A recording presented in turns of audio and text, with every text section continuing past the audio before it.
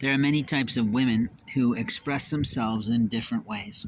There are women who are appropriately dressed for the propriety aspects of business and going into success of today. There are other women that inappropriately dress because they have a need for their soul to be expressed, but the problem is what they appear to be to other people in a community is something entirely different. And I hate to say the truth of the world. It hasn't changed since I was a young boy in high school or any other time in your life. I propose that if you're not playing correctly, if you're doing illegal things, if you're cutting corners, you're not going to get anywhere in America.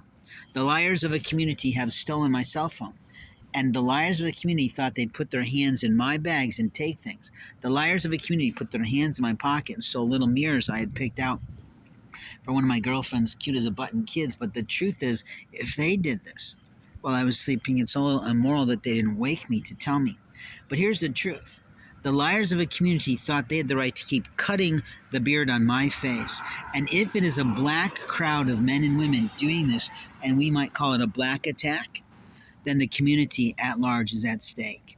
Because it wasn't blacks who marched alone in the history of the past of America.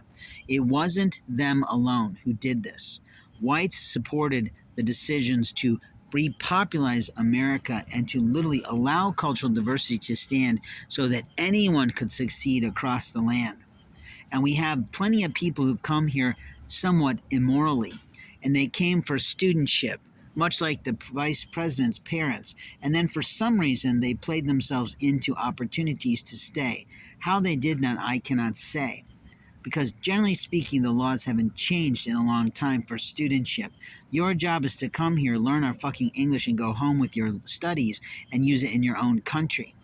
The truth is, God is raging, and He's raging because He produced you through that community, that country, and you chose not to stay there. You chose not to raise your cities up.